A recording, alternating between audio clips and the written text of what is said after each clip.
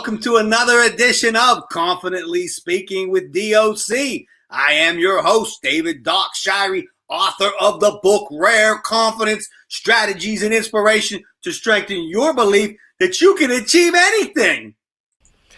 Episode number 27 on tap tonight. And tonight we're telling the Mikey Sermonero story with the man himself.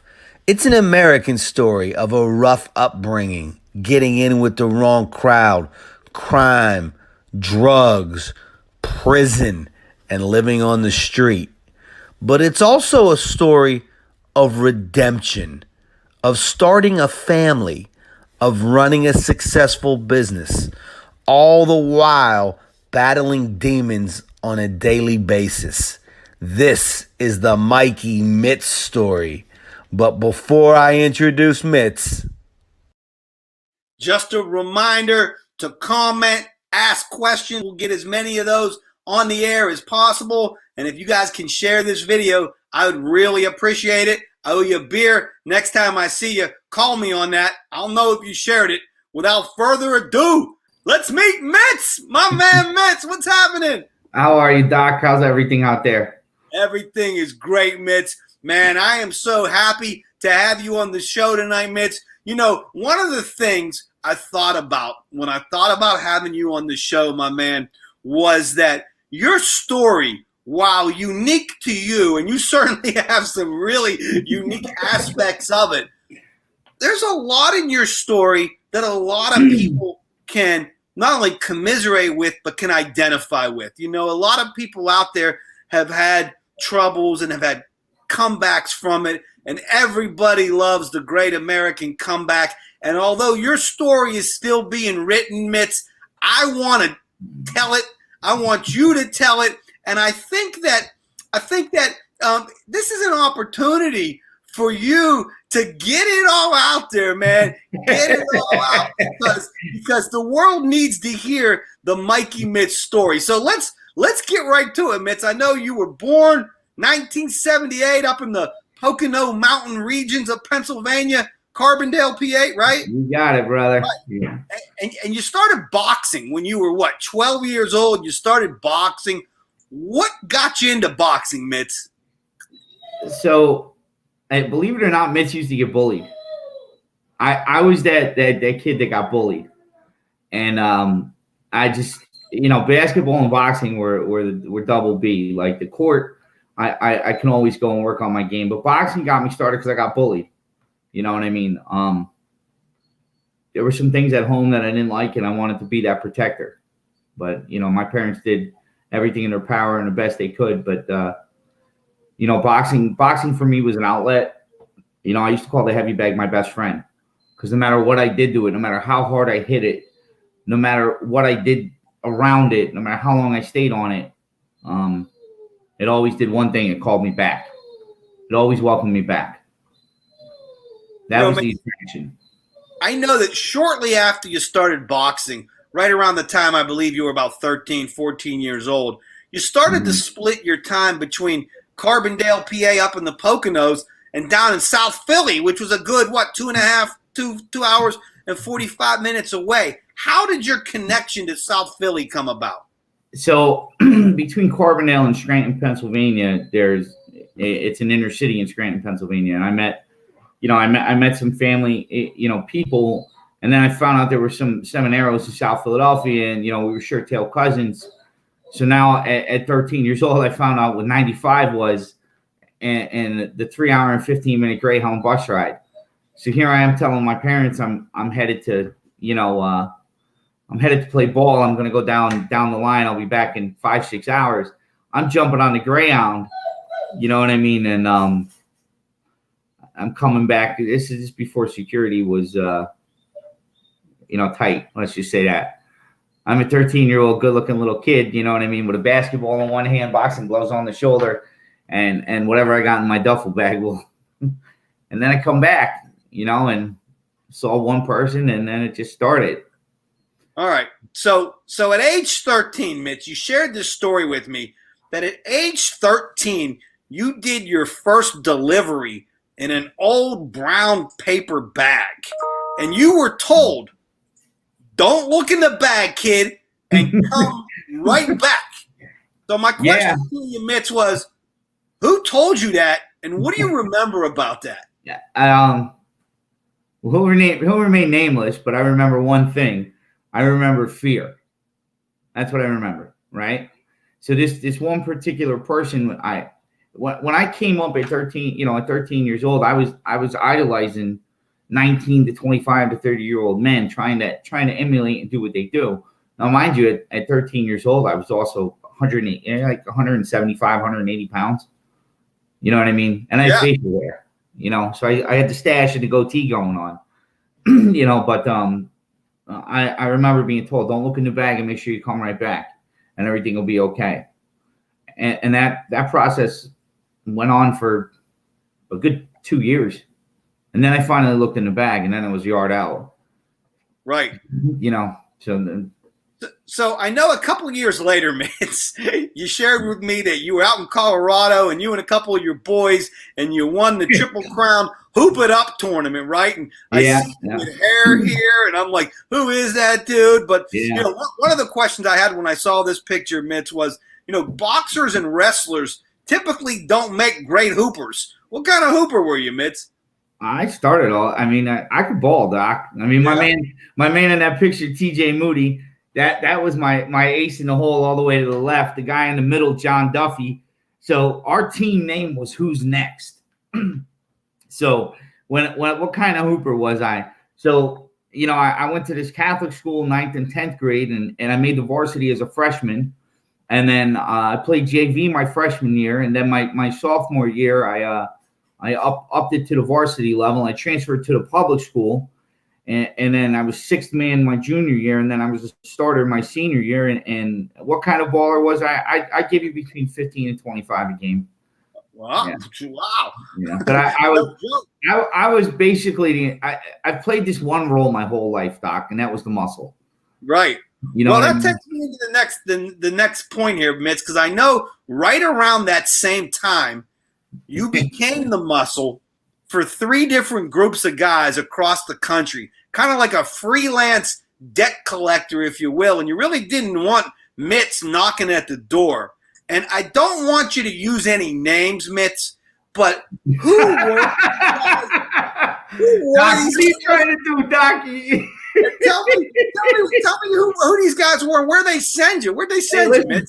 All I can tell you is this, Doc, that I was told drugs were bad, right? And there was an easier way that I could make a few shekels. I could do it with a handshake and a smile, and I get a chance to see different areas of the world. So the first place that I ever got a chance to see at the beautiful age of 17 was Cleveland, right? I went out to a place in Cleveland, Ohio called the Flats.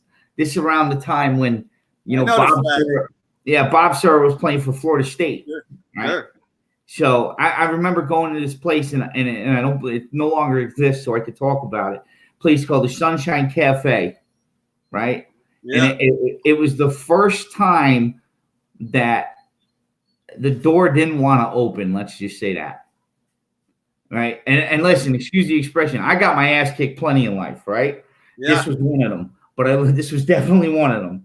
But I learned the lesson that you got to come back with what you were sent with, right? And now people will be like, what's he talking about? We never heard of him. Like certain individuals, right? Good. I did my job. I wasn't trying to put a sign on my neck saying, hey, look at me, I'm Mikey Mitz, right?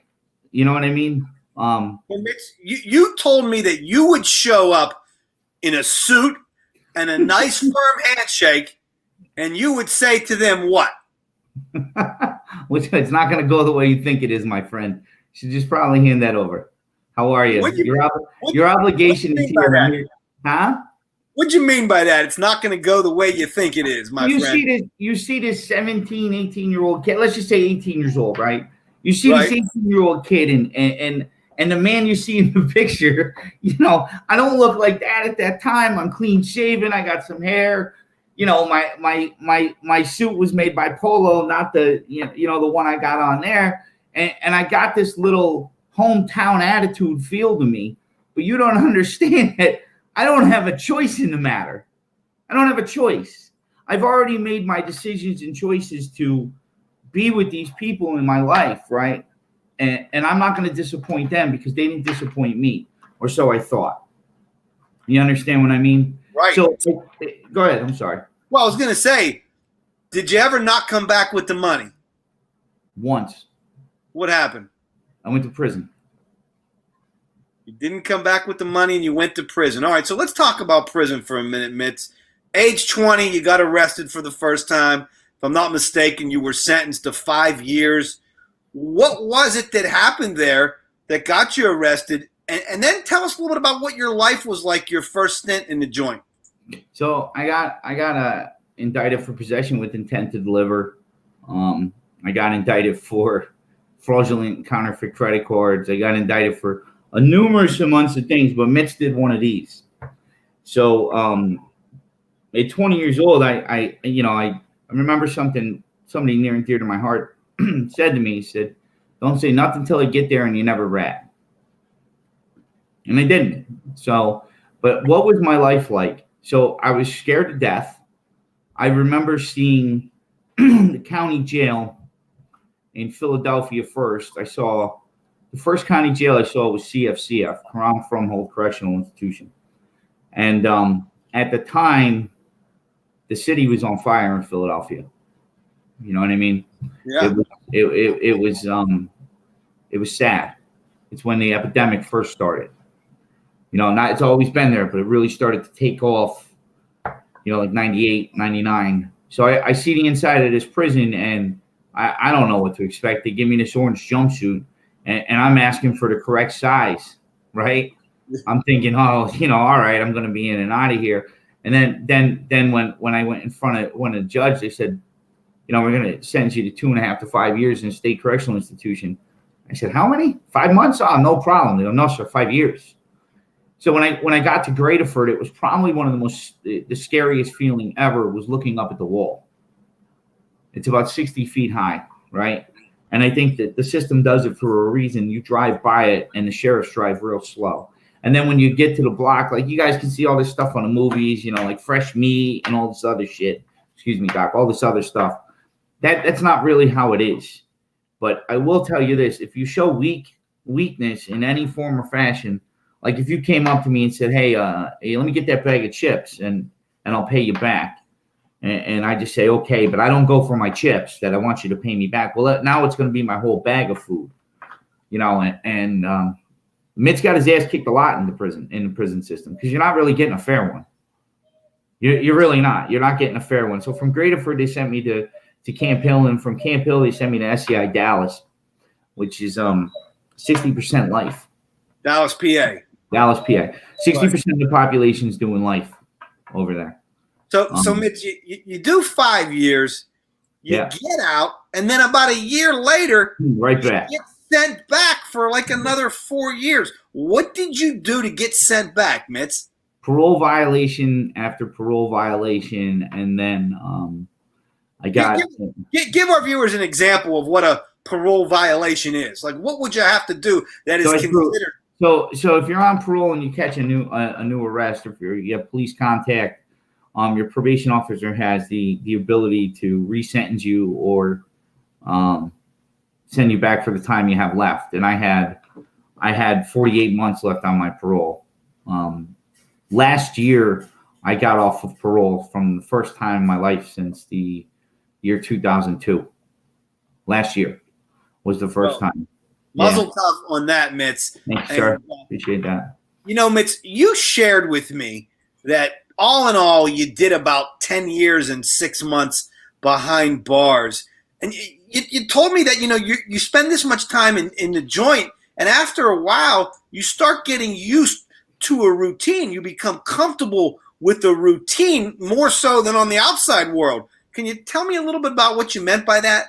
You can control your outcome in there. You know you're going to get fed at 20 after 6 in the morning, right? You know you're going to come back and you're going to watch Sally, Jesse, Raphael at 9, and then you're going to go to the yard at 9:30, and then you're going to come back at 10:45, and then you're going to go to lunch, and your life is outlined. You know what I mean? It's like climbing a ladder. You're going up and you're going down every day, up and down, right? So then when they tell you, oh, you know, we're going to send you reintroduction to society.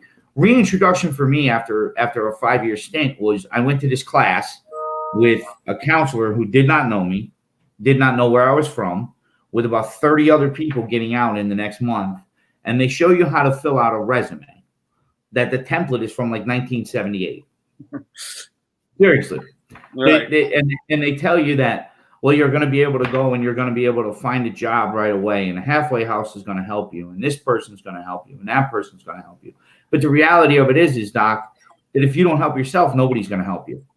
So the system can tell you that they're going to, and I'm not saying the system's flawed because there's a lot of good programs involved in it, but you become used to being institutionalized. Do you understand what I mean? Like I felt more comfortable in a 4x4 cell than I did in a restaurant. Like the first year and a half I was out of the joint, my back had to be to the wall and I had to see everything going around me. I couldn't like sit towards the door in a restaurant. I had to sit all the way in the back. You know, I couldn't stand in large crowds, go to a mall, forget about it. That's straight out of The Sopranos. I get it. Mitch, the year 2005. I know it was a tough year for you. You were incarcerated and your father passed away while you were in prison. You didn't have a chance to say goodbye. And he never got a chance to see the man that you would eventually become, which we're going to get to in a few minutes. And you told me that this is your biggest regret, that you didn't have a chance to say goodbye to your father. And you said to me, which really made me think, wow, what was going on with him at the time? You told me you became an animal and you were in a state of rage because of this, and all you wanted to do was inflict pain. What was that like for you, Mitch?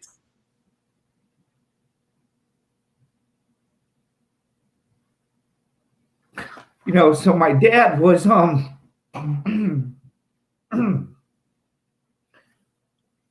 my dad was a gentleman, and he did his best with me. You know, my father and I never saw eye to eye because, see, my dad, my dad was he wasn't a fool. You know, he knew what I was doing, and he knew he couldn't stop me. You understand what I mean? Yeah, I do. We butted heads a lot. You know, my father always used to tell me, you are who you hang out with. If you show me your friends, I'm going to show you your life. And he knew my friends or my associates. And what was it like for me? I picked up the phone to call a friend of mine. His name was Dennis Race. He was a mutual friend of myself and my family's. And he's the one who told me my father passed.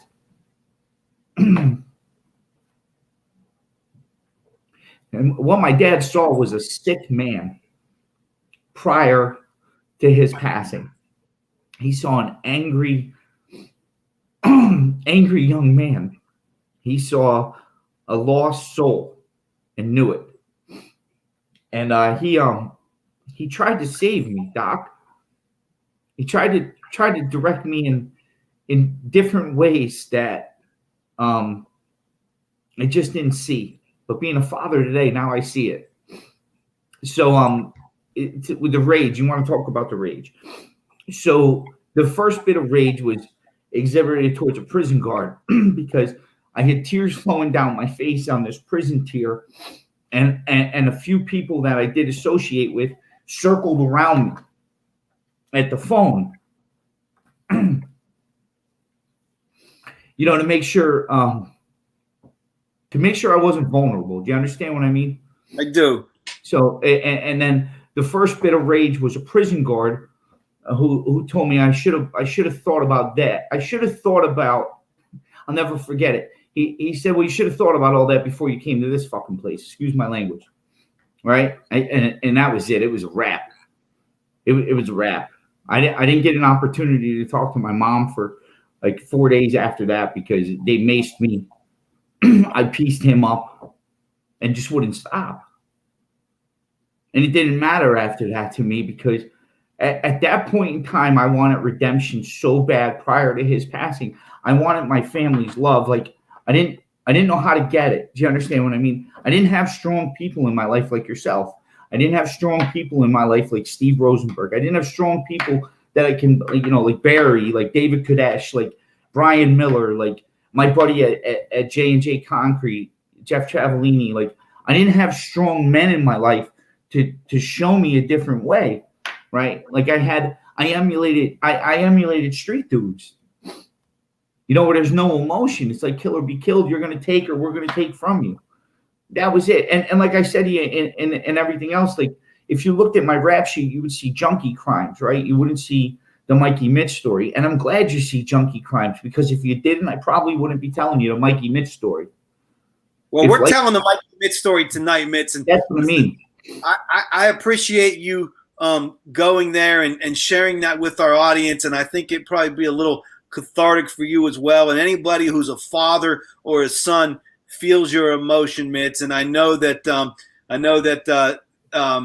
it's tough to talk about. I also know let's turn our tide here for a minute, Mitch. I want to put a smile on your face because you told me something that made me laugh. You said when you got out of the joint, you said you didn't know what Google was. You told me you thought that Google was a name for a street dude. Like, yo, Google. I mean, does time really stand still in the joint like that, Mitch? So look, I'm in the halfway house and I'm asking this. Thanks, Doc. I needed you to segue to that. I'm in the halfway house and I say to this kid, yo, where can I get some underwear? Tell Brian Miller. I said, thank you. I said, yo, where can I get some boxers at? And he said, he says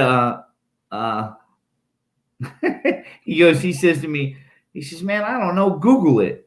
I said, what? I said, who are you talking to like that? Google it. Are you serious? You know who you're talking to? Google it. And he said, yeah, Google it. And I said, what? Who's Google? Who's he with? So for 2 days in the halfway house, I was a joke. I'm walking around like, yo, you know this Google? They say he's got some boxers. I'm thinking this dude's got swag. It's Google. And then the other dude said, yo, check out Yahoo. I said, what?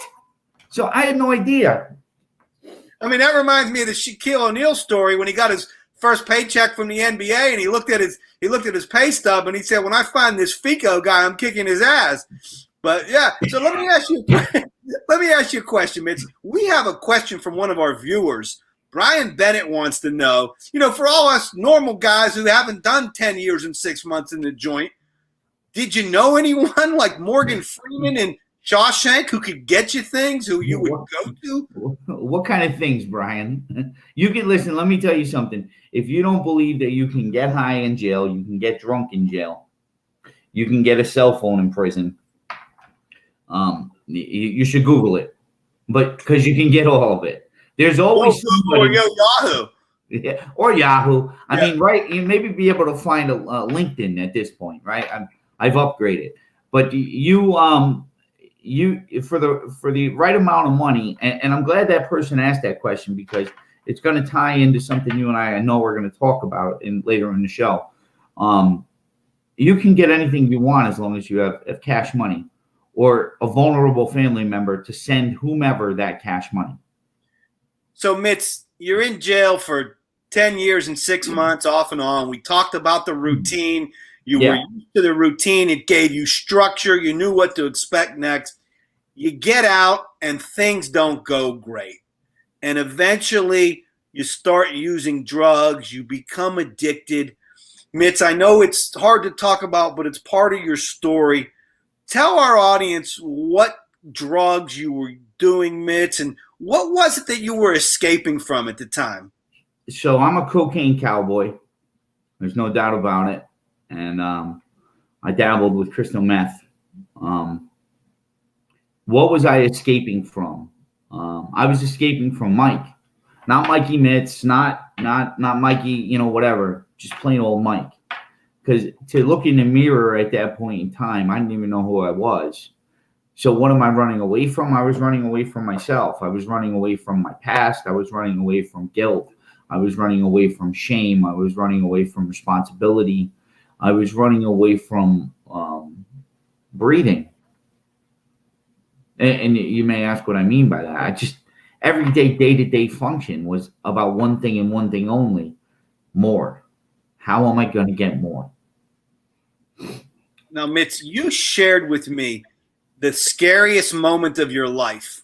And when you first told me the story, you told me you were in Saigon. And my first question was, what were you doing in Vietnam? And then you let me know that Saigon is a housing project in South Philly. So you're in Saigon.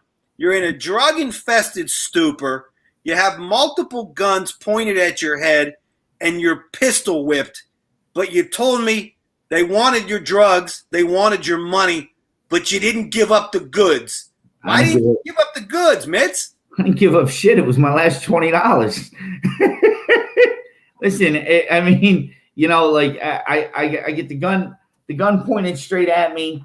The guy's shaking his hands, and the other one's over here. And I said, I'm not giving you nothing up. They say empty your pockets. I empty my pockets. I got rabbit ears in my pockets.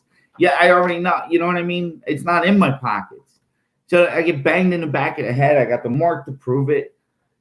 And then what? What are you going to do? You're going to kick my ass a little bit? I'm going to get up and I'm going to get high, and I'm not going to feel anything. So why am I going to give you what I just hustled for like 3 hours for, right? You know what I mean? See, the thing about addiction with me, and that moment, I share about that moment because I didn't get a chance to send you this in the bio, right? So in comes a gentleman that was a fighter, right, and knew me. You know what I mean? Yeah. I heard I was there, and that was my first exposure to a treatment center. So the scariest moment in my life turned into the realest moment of my life, right? But that didn't matter. I left like 12 hours later. I still got money and drugs. What am I going to do staying here? Well, I know Mitz is talking about one of the toughest guys that you knew. I'm sure you're one of the toughest guys that I know. And shortly after that, you turned to a brief career as a professional tough man. You had 15 tough man competitions. You had 11 underground bare knuckle fights in Jersey, Buffalo, South Carolina. I want to know a little bit more about these underground bare knuckle fights. I mean, when I hear underground bare knuckle, I get this image of something from like back in the day that's smoke filled and it's like a cage and people are throwing money and it's. I wouldn't say it's smoke filled in a cage. I'd say it's some random undisclosed place with a circle around you and maybe some headlights. So it's kind of like a movie scene. But, you know, you get a few $100 and then you bet on yourself and then you fight again the same night and you come back all lumped up. And then, to be honest with you, I did really well there. I did really well there because to me, it reminded me of the penitentiary. There's no chance to use all that rage, right? Nah, a lot of relaxation, Doc. You know, the one thing you didn't ask me and I should have had you was, where am I the most relaxed in life? I'm the most relaxed. Where am I the most relaxed in my life? I'm the most relaxed when there's confrontation. When shit hits the fan and I'm clean, sober, and you know, focused, I'll bet on me. I'll bet my house. Well, we're gonna get there, but we're not quite there yet, Mitz. Yeah. So what happens around this time when you start fighting and you're betting on yourself, you also become homeless, right? And you share with me, Mitz, that you were homeless for about 5 years. And that for a lot of that time, you basically lived in the subway system of Philadelphia. And you gave me this quote. You told me, beg, borrow, steal, or deal. I lived each day by the hustle. Tell me a little bit more about that quote, Mitz. So then, again, it goes back to the philosophy of more. All I wanted was more. So however I had to get to the next one or whatever I had to do, whether I lied, conned, cheated, stole, ran into a Coach store and grabbed a purse off the shelf, whatever I had to do to hustle, whatever drug dealer was stupid enough to give me a package and thinks I'm going to sell it, right? But what a lot of folks don't understand is, like, they view the subway as a public transportation system. I viewed it as a trolley cart system for whatever I needed. I needed a pair of socks. I went to Broad and Chestnut. I needed to find a bag of Coke. I went to Broad and Walnut. I needed to use the bathroom. I went to the Wawa, right? How was that for me? I honestly, Doc, at some point in times through relapses and the rough stories and patches, and not to get off it, I don't want to get off the topic. You know, beg, borrow, steal, and hustle was, I try to con you out of your shoes. You understand what I mean? It wouldn't matter. I'd approach a stranger on the street, and God forgive me for this. I'd approach a stranger on the street and tell them such a BS story, and they knew it was BS. They probably gave me money just to get rid of me. You understand what I mean? Like, it was horrible. That whole lifestyle was so bad, man. Mitz, you told me about your time being homeless, that it was both at the same time terrifying and that you feared nothing. And you told me that death at times would have been a welcome invite on some of those cold, rainy, lonely, and hungry nights. And then you told me, but once the drugs kicked in, that you said, I became a gorilla. What do you mean by that? You became a gorilla. Take us into your mindset at that time, Mitz. So you put a substance in a guy like me's body, and there's nothing getting in my way to get another substance. And now you put me around, you put me around a bunch of individuals who are trying to live by that same philosophy, but just don't have that heart, right? There's a lot of people in this world that'll talk about that moment, right? But when that moment hits them, like, what are they really going to do? Subway is not any place that is glamorizing. There's things that go down there, man, that it's just animalistic. So me turning into a gorilla, it was just survival mode. Am I proud of some of the things I've had to do? Absolutely not. And do my hands show the scars? Yeah, they do. But what hurts more is the internal scars of it. Being that gorilla, and it's allowed people in my life to, other than present company and some of the names that we mentioned, to throw it in my face. Oh, you were a gorilla. You were homeless. You're tough. Like, dude, like, I'm a Pop-Tart. You know what I mean? I'm hard on the outside, but I'm soft and sweet on the inside. Anybody knows you, Mitch. You're a big teddy bear. And Daryl Reed wants to ask the question, and I was going to ask the next question was, how did you break the pattern of being homeless, Mitz?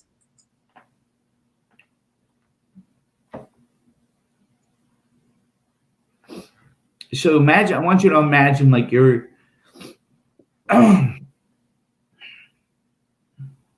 imagine you just played a big game of basketball, Doc, right? Or baseball, or you're out on the links on a 95-degree day, right? Right. And you do that 2 days in a row without taking a shower, right? And you wear the same clothes. And then imagine you walk by somebody that, says, hey, Doc, you know what I mean? That knows you. Yo, you stink. Go get a shower. I walked by a family, and a little girl said, Mommy, why does that man smell so bad?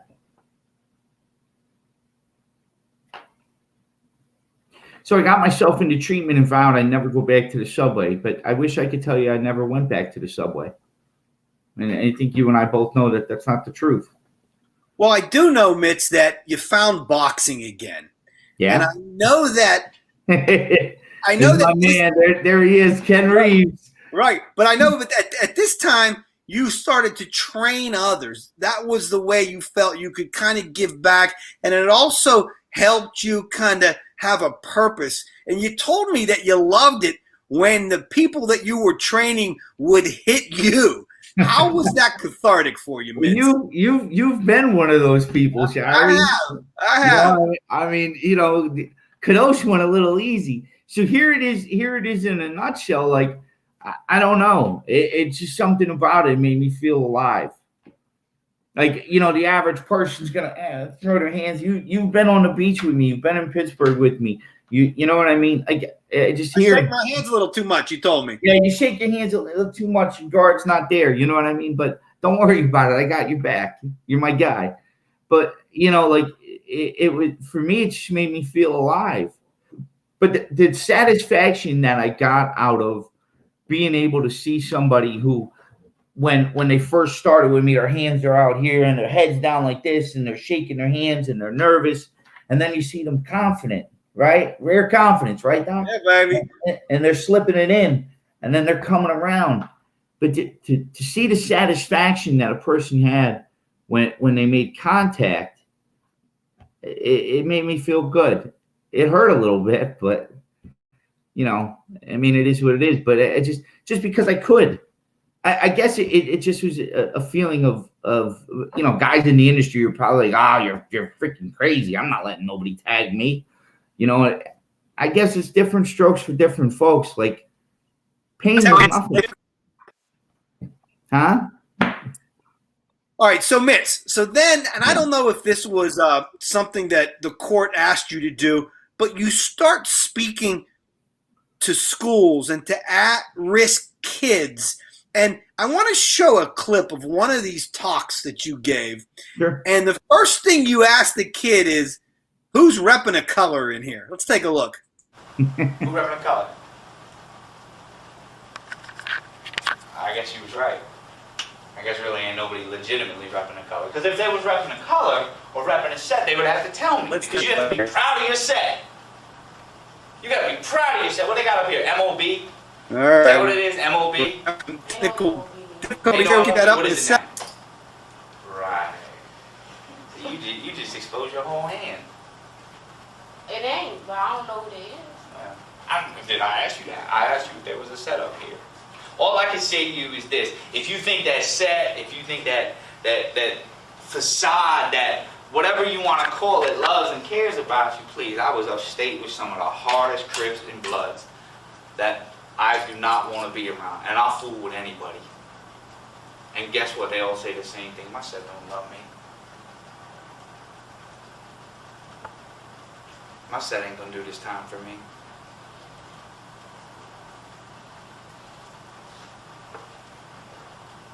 See, you realize that you live in an area that you've already been labeled. You understand that, right? You realize because you're a past client, you've already been labeled, right?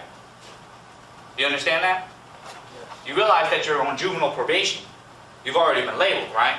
Do you know the most powerful thing my probation officer has ever said to me in my life? See, I go through some personal struggles myself. I'm a recovering addict. I'm an organized crime felon. You understand what I mean? It took me 1.5 years to find legitimate work that paid me over $9 an hour. And I'm a skilled mason. It took me 1.5 years to just find an employer who would sit down and talk to me. Do you know how hard that was? But do you know the strongest thing he ever said to me? He said, Mike, you're viewed as a second-class citizen. Do you know that? Do you know that as a probation and a parolee, in the eyes of the system, and I'm sorry, I'm not trying to degrade the system, but this is called living in reality, so I promised them I wasn't going to fake the funk with them. Do you realize that the chances for you to become an adult and be on parole and probation just went up? But it doesn't have to be that way. You can change now. You can stop getting high now. You can stop stealing now. What are you on probation parole for? Nah, you're the good kid. Stay that way. You can stop swinging on people now. You can stop stealing clothes now. Or you can stop looking for love in all the wrong places now. Do you know that? Do you know that each one of your lives in here is worth more than you might give yourself credit for? Why not be the exception?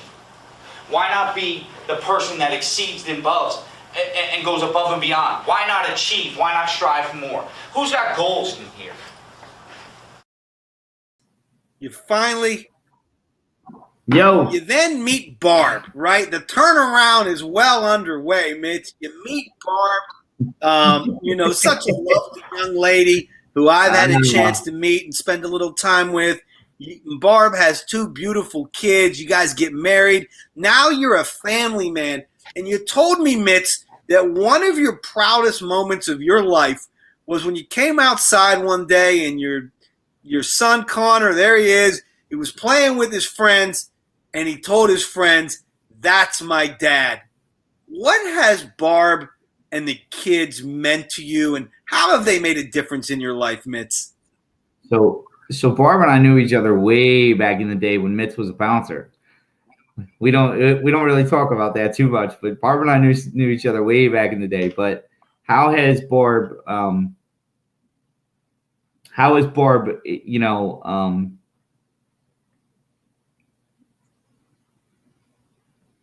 Look, man, I don't deserve my wife.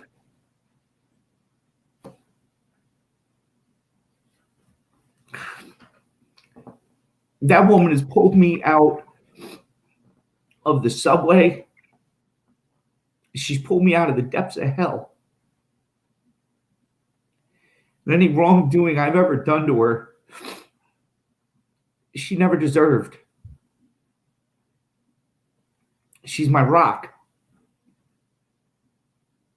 How has Barb affected me? She treated me like a human being. She never told me how much she's done for me.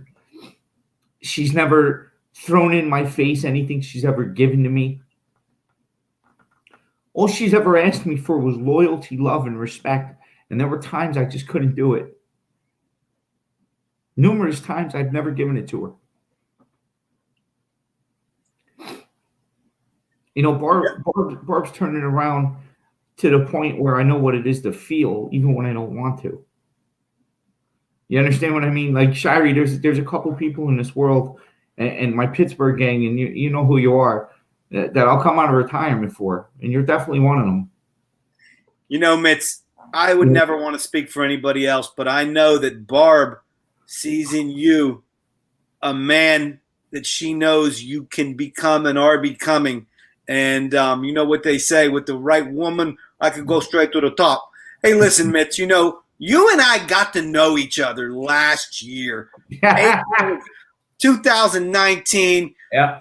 My wife, Lisa, actually was putting together a fundraiser for the Tree of Life Synagogue after the horrific tragedy that took place there. And through some mutual friends, we got connected. You came to Pittsburgh and you put on a boxing clinic and some training sessions for about 10 separate groups. You raised a nice little chunk of money for Tree of Life, and I've gotten to know you even better since, Mitch. And I got to be honest with you, Mitch, you have a big heart, man. I know you're a tough guy, but you're really a big teddy bear.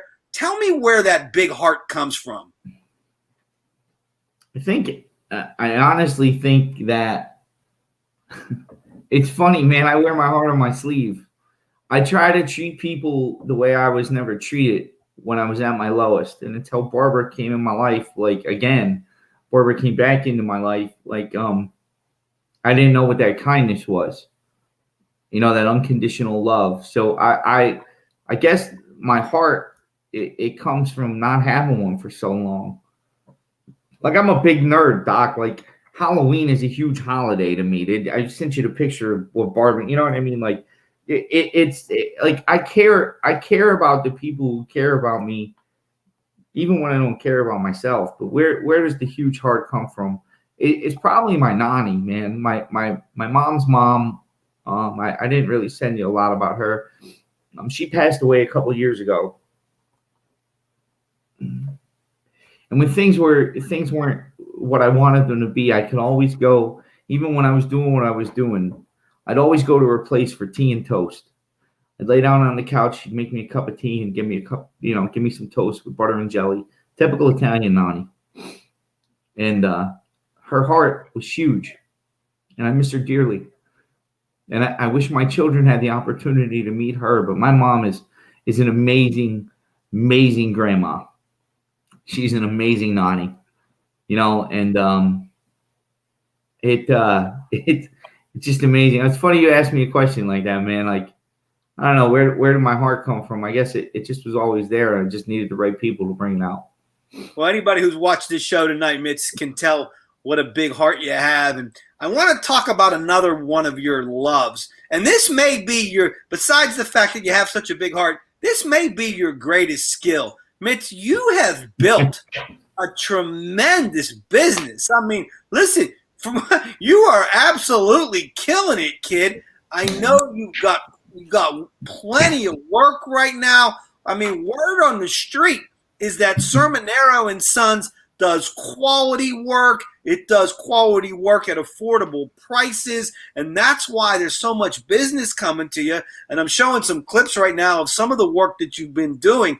How satisfying has it been for you, Mitz, to see this dream of yours of owning your own company come to fruition? So sometimes I gotta pinch myself. Should we tell them what Seminaro and Sons was born from? Sure. All right, so I'm finishing concrete in Allentown, PA for $140 a day, right? And shit just hit the fan, man. Financially, we needed more. So I was finishing concrete.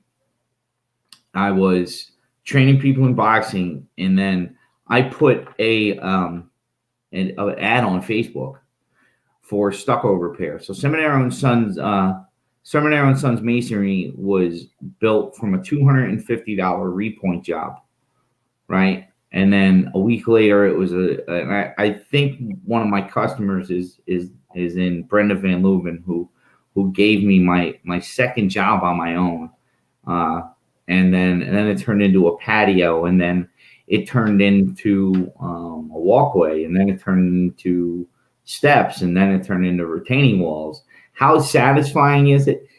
Doc, like, do you see my hair? If I had any, I'd probably be ripping it out some days. But at the end of the day, like, I don't think I'd be wanting to do anything else. Like, I love flagstone. I look at it. I look at people's property, right, and I see what they always visioned. So I don't come in there and try to overprice them or gouge them or work them, right? Because it's just, I don't need to do that. The work speaks for itself. You know, is it rewarding? It's absolutely. You know what the biggest thing is? I'm able to help a lot of people who don't have jobs. Now, I can lead them to water, but I can't make them drink it. So if they don't cut the mustard, they get weaned out. You know, but I'm a sucker for that. Sometimes my overhead is a little more than it needs to be, but my wife and I try to help a lot of people, you know, make sure that there's lights on in a lot of houses. You know, Mitz, I see the way that you are so proud of the work that you do. And not only do you do great work, matter of fact, I've never, ever heard a human being saying, I love flagstone before. So that's, first and foremost, that's awesome that you love flagstone that much. And yeah. But in all honesty, Mitz, and in all seriousness, you do great work. And I'm proud of you. And man, who knows where this is going in a couple years. Just keep on doing what you're doing. Mitz, it's been said that nobody gets where they're going in life without the help of others. Is there a couple people that you may give a shout out to that have helped you along the way? So I want to thank the whole Pittsburgh crowd, but I want to thank Steve Rosenberg, and Doc, you're definitely one of them. You know, there's guys like Bob Dunn, there's guys, you know, like Barry Joshowitz is influential, but you know, and Michael Solomonoff, another Pittsburgh guy. You know, I really, I have to say, like, the easiest way to keep Mitz in your life is by never telling Mitz how much you've done for him. The easiest way to get Mitz out of your life is by telling him how much you've done for him. So are there people that have been in my corner? There's countless people. But I have to be honest, man, like, I wake up every day in October is a real rough month for me. And this coming Friday is the 15-year anniversary of my dad's passing. And I wake up every day and I never want him to look down and see a sick man again. So have there been people here? Yeah. You know, like, I mean, the guy, you know, there's many, many different people that have been in my life. You know, I have to be honest, like, look, I'm going to tell a story real quick, if you don't mind. And Rosenberg, I hope you don't mind. I'm going to divulge the tapes. So this guy that I'm talking about, and he's your lifelong friend, right? I relapsed and was on the street running around like a goofball. And here this guy is from Squirrel Hill, suit and tie guy, not a street dude. And we know him, right? Going deep South Philly looking for me with my picture alongside my wife. You take this area, you take that area. Steve Rosenberg's one of my best friends in this world. I check in with him weekly. We talk nonsense, you know, and I'm so proud to know all of you. And I had another person, you know, in my life Harold Marcus thankfully introduced me to a lot of you fine gentlemen, and I'm very grateful for that. And there's another gentleman, Michael Solomonov, who is a great sounding board for me. One of my closest friends, other than Rosenberg, is my attorney, Patrick Link, who is more than that. I call him the Larry Bird of law, but he's the Larry Bird of life. It's my guy. Well, I know, Mitz, that Steve Rosenberg is the best of the best. You talk about quality human beings, it doesn't get much better than Steve Aces, Rosenberg. Aces. He's aces. He's aces.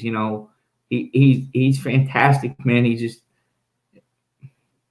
from my business mold to some things in my personal life to just the struggles I have, some of the medical issues. Like, we could sit and we can laugh and we can joke. Like, I want everyone to understand that the lifestyle that I live, you don't come out of it unscathed. You don't come out of it, like it's not like a polished gold. You know what I mean? Like, there's struggles, dude. I don't sleep past 3-4 hours a night.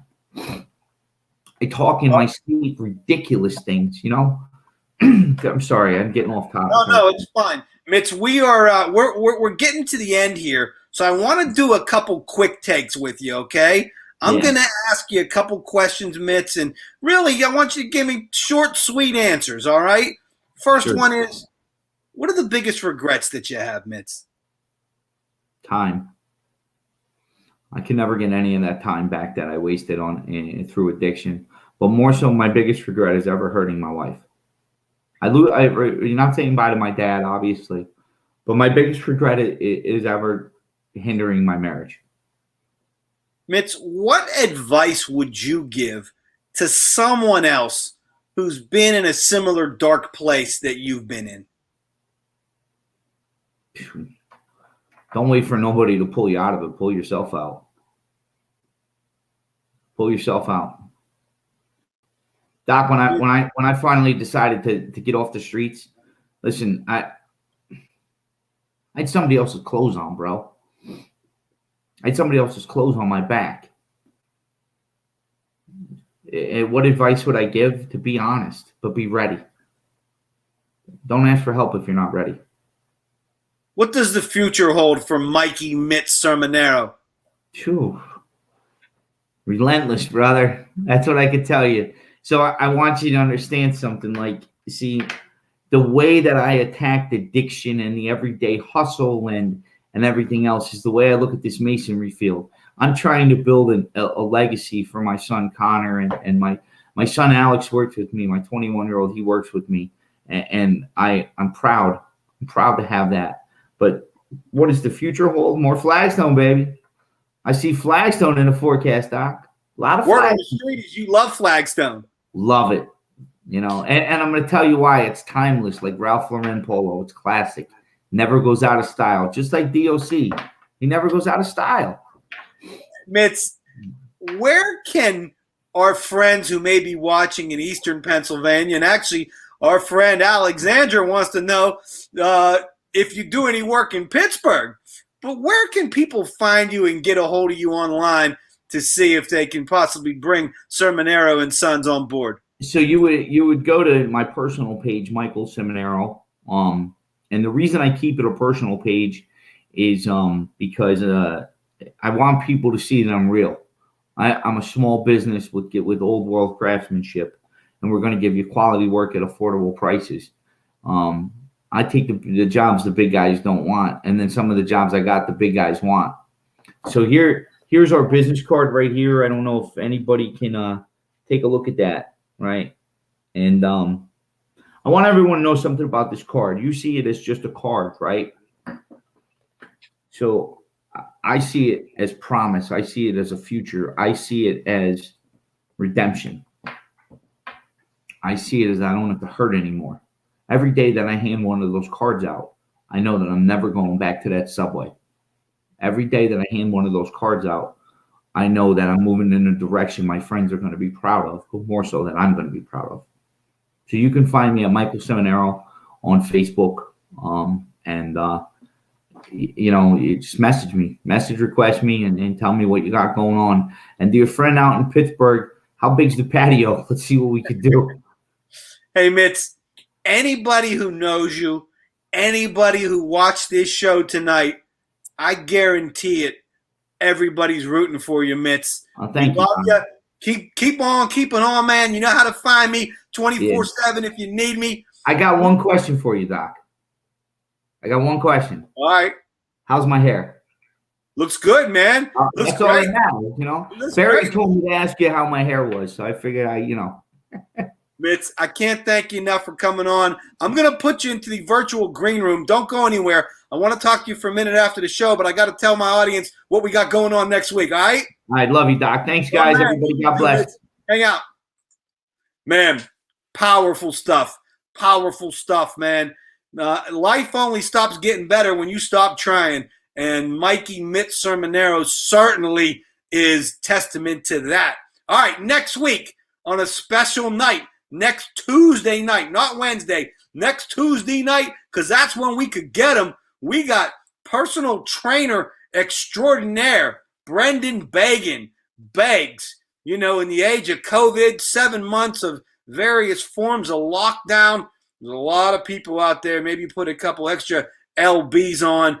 I had 100 sessions with Brendan Beggs. He had me in the best shape of my life. And we're going to get in depth with Beggs on how we can all get in great shape. That is next Tuesday night at 7 o'clock. You guys have been freaking an awesome audience tonight. Mitz was great. We'll see you next Tuesday. Peace.